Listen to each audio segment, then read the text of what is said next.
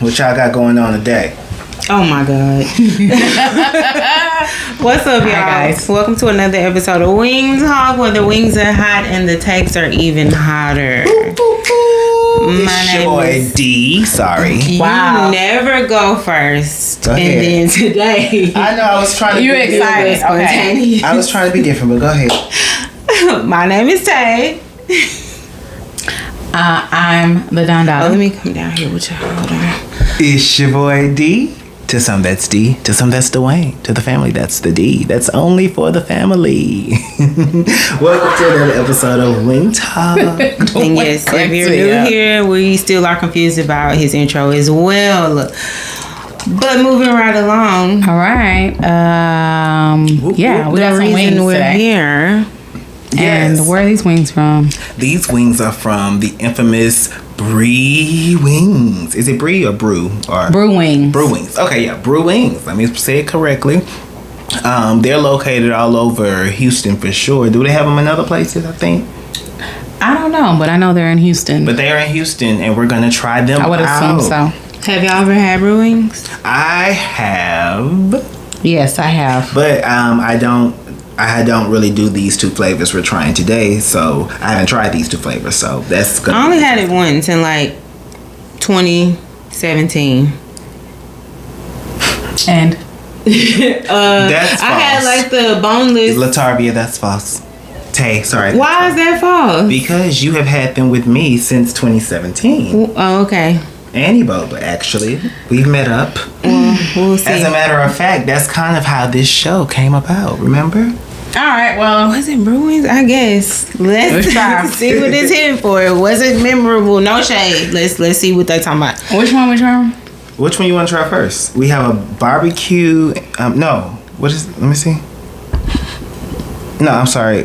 Yeah, this is a barbecue and a Cajun. All right, let's try the barbecue. BreWingz. All right.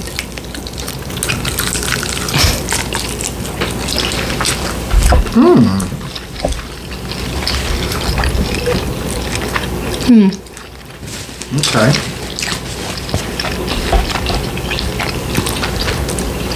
I'm not a barbecue fan. But On wings, that is. but But it's okay. It tastes all right. for the sake of judging, for score purposes, what are we giving?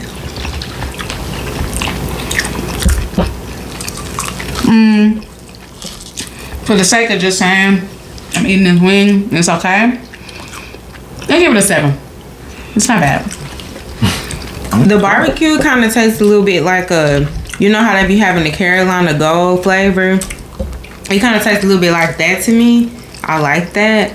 So I would give this an 8. Even though one part was real dry, it almost cut my esophagus. But the flavor is good.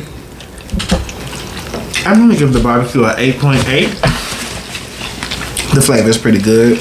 Barbecue is also not really something that I order as a wing. Me either. But I can do But I like this. that. Yeah. And I do want to also say BreWingz, I'm sorry, does have a special on Tuesday for buy one, get one free. Okay, what's next? Cajun.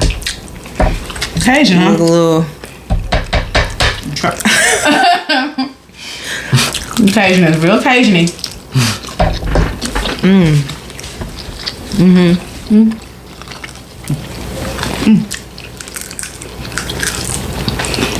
Yours had a lot of seasoning, Bubble. Did you ask for Extra crispy. extra cook time? I didn't actually. I just said Cajun. So I think this is a part of how they prepare. It's a little dry. It's a little dry. A little. A little dry. Now they are dry rub. I say I will give them that. They are dry nothing rub. wrong with a dry rub, but I mean the inside is dry. I mean it got a little Cajun flavor. I mean I'll give it a 6.5 on the dry rub Cajun. The Cajun flavor is okay. It's just not cooked. It's cooked well, maybe a little too well. Sometimes the wings too crispy. You be like, I'm choking. I'm gonna also give this a 7. Okay. Well, I feel like the Cajun had a lot of potential. But because maybe we got a bad batch or whatever, I'm still gonna judge y'all accordingly. I'm gonna give y'all a 6. Because dang, Dwayne giving a 6? Yeah, because again, it was. I mean, it was dry going down the throat. It really almost took me out of here. I have to drink more of my drink actually after eating it. But I feel like the seasoning of it is actually really, really good. And had this wing would have been fried a little bit better, or I got a better batch of it, I would have scored it higher. But y'all go in the comments and let us know what y'all think. Go to BreWingz and try them out, preferably on a Tuesday. Also, I feel like that might be a place that a lot of people go. So tell us what flavors you like. What flavors from there should we try? You know, and should we ask for less cook time? How do we avoid the assault on the throat? Yeah, that was a sharp wing. What sharp is it? I don't know, but yeah, they didn't have to cook that one too hard. All right, y'all. Moving right along. We went. You all right? Girl, that chicken still got my throat like her. Eat you a fry, okay? All right. It's fighting back. Speaking of fighting back, y'all, god dang. I had an oyster shot this weekend. Oh, really? An oyster shot. Okay. It's a raw oyster. And then the shot is like Michelada mix, and we had got it with tequila. Okay. It wasn't good. The oyster is like, I don't know if it wasn't clean, it wasn't wet. It tasted just like the ocean. Like I went in the ocean and I put your head down. Just started drinking the ocean water. And then that tomatoey with the tequila, woo! It was putting them hands on me. Wouldn't do it again. I don't like micheladas. Would not now you just recommend. I'm so grateful to you, Latavia, because you just gave me my unpopular opinion. But ain't time for that yet.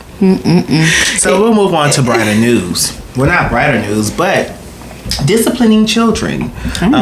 You know, we often talk about ways outside of spankings and things of that sort. So recently there was someone in the social media space that went viral because they had their child up and running at 2-something in the morning throughout the neighborhood because as a way of discipline for us, some type of action or something of that sort. It's no different than when we were in LA, Santa Monica, running at midnight on the pier. We wanted to do that. We love to do that. And then there's correction. Then there's discipline. You're walking. Run. Discipline, correction is good. Even 2 in the morning, we run. I don't got to put my hands on you.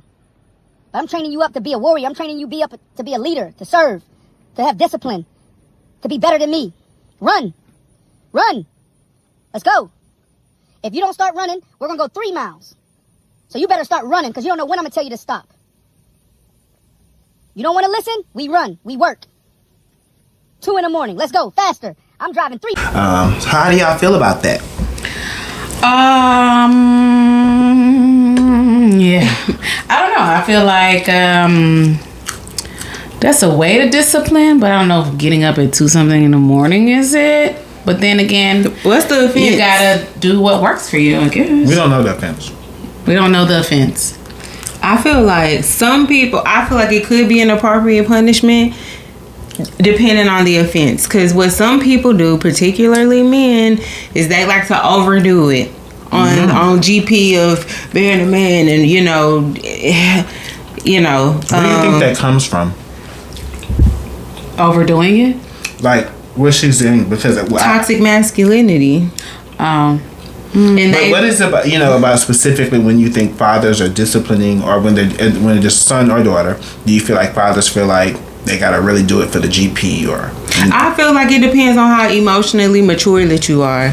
You know, there are a lot of fathers out there who lead with their ego.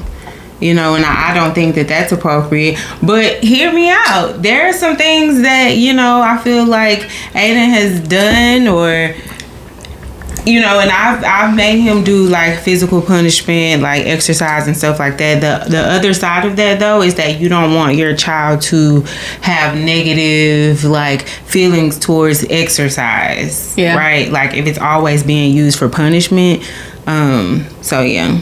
Good point. I didn't think of that. Good point. I agree. I do think that it just depends on the offense. It also, it's a double-edged sword with using exercise as a form of punishment.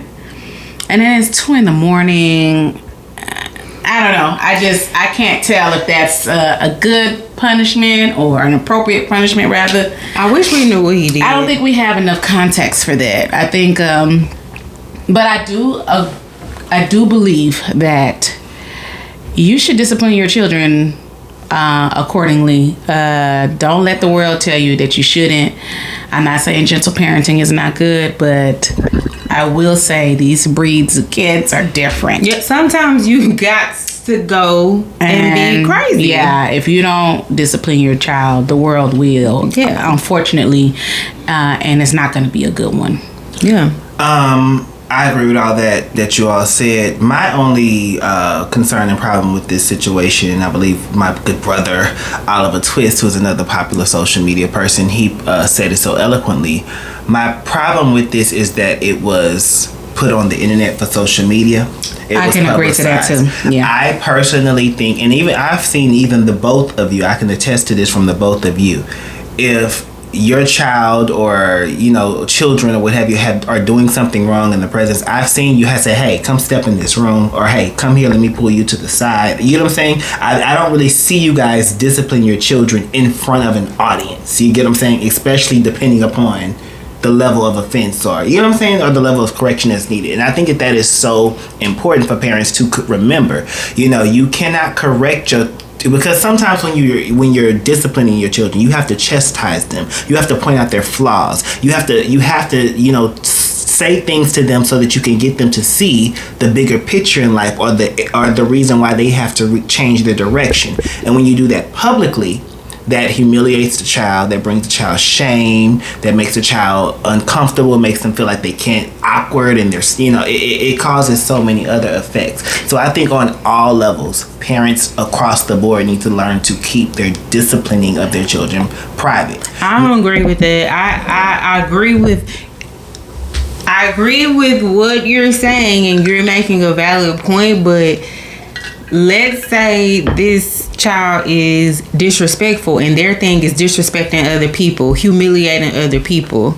Then for me, I feel like, oh, you want to humiliate other people? Here's what it feels like. So I wouldn't necessarily completely take that off of the table.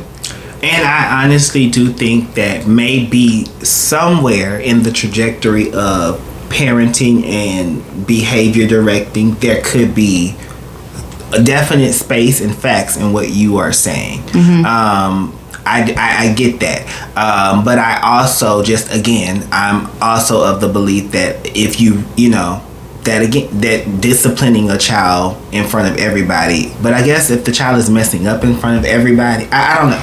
I just feel like it's a catch. I guess to me, I remember one time, this is way back in the gap, probably in the 1900s, when I remember a kid, he was always clowning, and his mom came up to the school and clowned him in front of the class. Yes, she did. But I think that level of, since you're clowning in this space, I have to do it in this space, because if I do it at home, obviously it's not working. So let me embarrass you in this space so that you can sit your butt down and do what you're supposed to do when you're here in school. So I'm not saying, I think at that point it did change him. It wasn't clowning like that for sure. He wasn't. So I'm not saying it's totally right.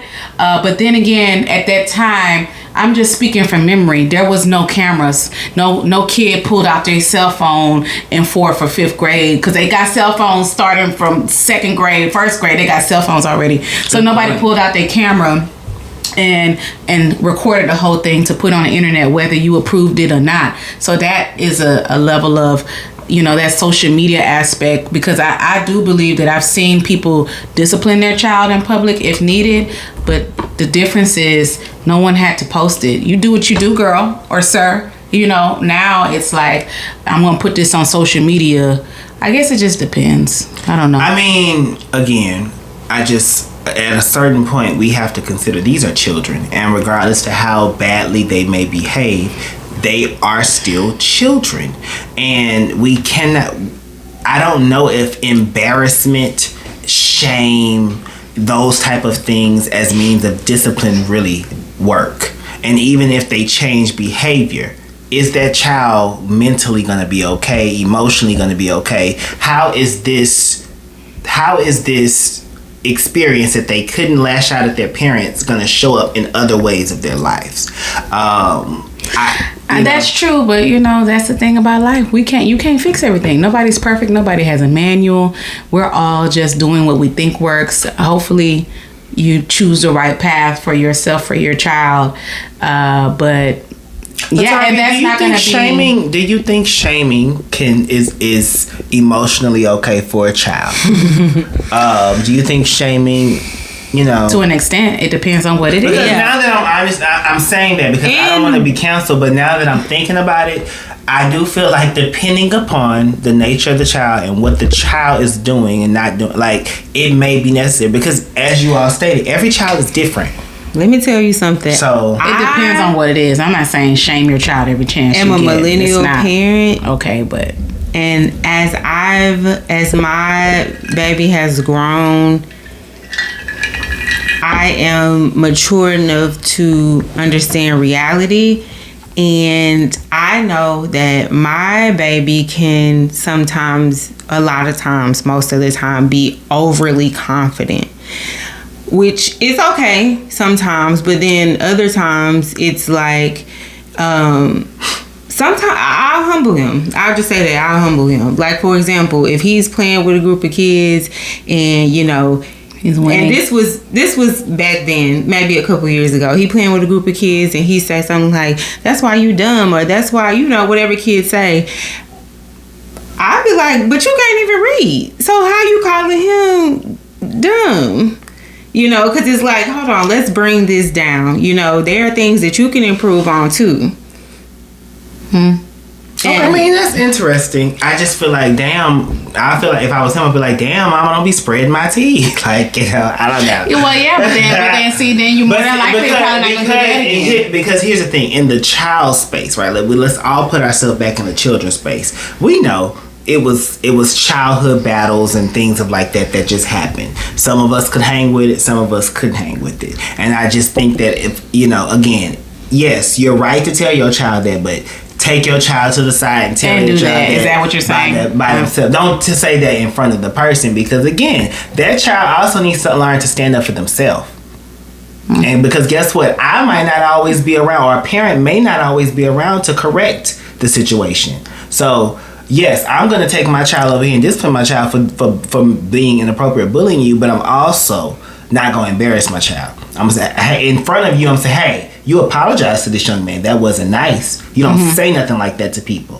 Period. I've done that. And then when we get in that car, first and foremost, how you going to call somebody dumb when you can't X, Y, Z? You see what I'm saying? I do both. So sometimes if I gotta let it rip, I'll let it rip. Well, let us know what y'all think in the comments. Please. This is so interesting. About disciplining your child, and just let us know in the comments what you think and what you think is the right approach. Everybody's approach is not the same. I think that's exactly why we have different kinds of people in the world, because just different kinds of experiences that we all have. Yes. But anyway. So, moving on to the next topic. Yes, we're going to move right along to our question, which comes from my baby sibling, my baby sister, my youngest sibling of all of them. She's such a wonderful young lady. I'm not going to say her should I say? No, you shouldn't. Like, you shouldn't say everybody okay, I'm not going to say her name, but I'm going to just say, Kay, you know who you are, my baby. Happy birthday. I said happy birthday to her today. It's her birthday. Happy birthday to you. Do y'all remember when she was born? We were in high school. I mean, that's crazy. Don't reveal our ages. Don't do that. But Anyway, yes. I'm not going to do that. But yes, happy birthday, baby sis. And our question came from her, which is, what do we think of the polygamous series on Netflix?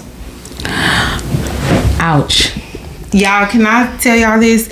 I got to a point to where I said, I must have written this, because ain't no human being sit down and write those shit like this. We're not even I'm not even finished, and my mouth has been open. Oh, you're half not of even the season, half the series, ready. because I'm just like, this is too much drama for one person. Like, I don't know. I don't want the men out there to get no ideas. First off, you gotta have money to live this kind of crazy life. That's what I want to point out. Don't start thinking you could do this. Hold on, I do want to point that out. And I'm not done either. I have like go ahead. Go ahead. No, go ahead. 3 or 4 episodes to go. Oh no, okay, she's not done watching. I have finished the entire series, and I am completely in awe. Don't reveal it, but I'm not going to reveal anything, but I'm completely in awe because I'm truly amazed and captivated that I have had this work of art. I have not had something agitate me, make me cry, make me want to jump through my screen, make me want to. I have not had something that has provoked all these emotions in me in so long. And as an artist and a creative, to see work like this, it gives me hope and faith, that that the dream is still alive. You know what I mean? So that's first thing. Now, as far as the story is concerned, let me just first and foremost say I'm finished with the complete series, and I'm not going to give it away because I know where y'all are in the process. We will revisit this topic, but there are no victims here aside from the children.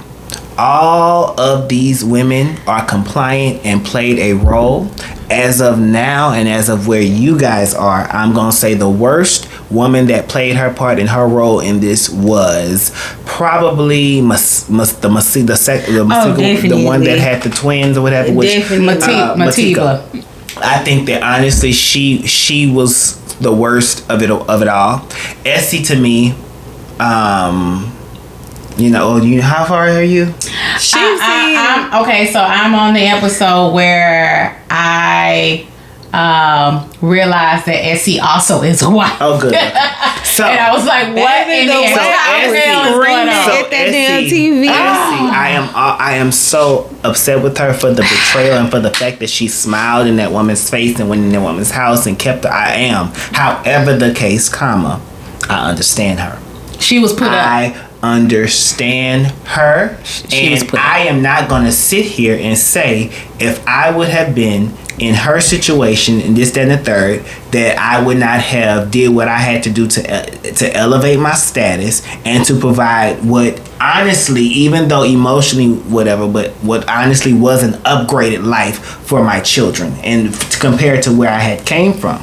And on top of that, she was the first investment in Jonas that caused him to be where he is ultimately. And I don't think it was unfair for her to try to get some type of return on her investment. Where I'm mad at Essie at and where Essie got me messed up is the fact that you actually was in love with him. Yeah. Instead of realizing that's what I said after that episode. Like, girl, you don't have felt a like man. she could have just found her a man, because at this point he already put you up, so he's gonna provide for his child, obviously, in some way or form or fashion. He's not available in a sense of physically all the time, but he seems to be doing decently according to what we can see with providing something. I would have just found me a man.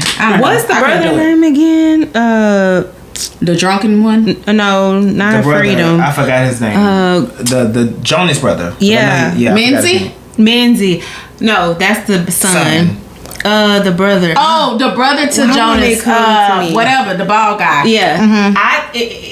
I'm like, I understood him too. His whole life was on hold. No. I understood him too. You have to realize. That's your brother. He enabled him, and he used his position to hold over his brother's head. I understand that because you're a man, like you're gonna be under his thumb forever. Yes, that's what he did. At the end of the day, he was provided a life. That would be no different from how if you were raised in a hut somewhere, you went and elevated your status to where it is now, and you went back to get one of your siblings. At the end of the day, if you done built a company and you put them in an executive position and you call shots on their life, do you think that they're gonna do something in personal life to go against you?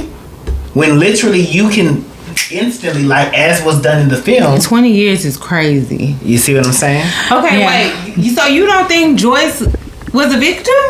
You said there are no victims in this. Joyce was not a victim because at the end of the day, Joyce was a victim. I don't see Joyce as a victim. But she became victimless when she decided to act like she didn't know that her husband was a cheating man, and he just didn't want to be with her. You guys will have to watch it all the way through to see why. You know what? I don't think that Joyce was a victim. Okay. And let us know what y'all think. That. Let us know what y'all think in the comments about that. 10s across the board, and I do not watch TV like that, but I can't stop watching. I love me a good show. Can't wait for Silo to come back. And this has been, as devious as it is, this is diabolical work. This is crazy work. And whoever wrote this, are you okay? Are you okay? What is it? This is crazy. Let's move on. But yeah. Let us know what y'all think about the polygamists in the comments. And we'll read those comments because it's crazy. Anyway, to our next topic, which is unpopular opinion. Yes. Okay. All right. I'm ready if y'all are not, because Latavia set me up so beautifully. I think that I am tired of all these trends of just doing stuff that really don't make sense. What the hell is an oyster shot, and why do we need it? What? I just don't oyster shot's been around forever. Exactly. But what is it, and why do we need it? Like, it's an oyster shot. Why do I need to follow some swish? Why do I need to make a thing of eating an oyster and making it a shot? Like, what is that? In addition, there's also a trend of people that are putting sandwich stuff between two apples and biting it and putting mayonnaise and all that on the apples and biting it and saying, oh my God, it's such a flavor explosion. Like, why are we doing stuff that I'm not saying? I mean, it goes back to me feeling like I don't understand why we have hot wings. Cheeto hot wings, hot Cheeto wings, or whatever you want to call it. I don't understand why we have hot Cheeto burgers, but people are eating it. This is my unpopular opinion, and you should have your own. Oh, so it's your turn now. Oh, excuse me, my bad. My bad. My unpopular opinion is that Charles Barkley is a coon. Oh. That's not unpopular. I think Charles Barkley says a lot of stuff that just, if you're not listening deeply enough, you might think it's shallow. He says some of the most egregious things against black people. Mm-hmm. You wouldn't even believe it, because you just be thinking in your head, and just not even just black people in general, because of where he is in life or his status in life, and he just says some crazy things. Let me give you an example. The New York Knicks was having another game. Was it game 4, 5? I don't know. Whatever. One of the last games that they were playing, which probably is just 5. Anyway, it was Celebrity Row, right? It's all the celebrities. All the celebrities are in the building as much as possible. And Charles Barkley was interviewing, what's that guy's name from the Farkers? The white Ben Stiller? Ben Stiller, right?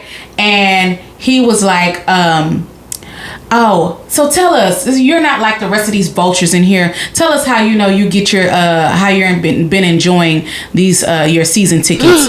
And Ben Stiller said they give them the tickets for free.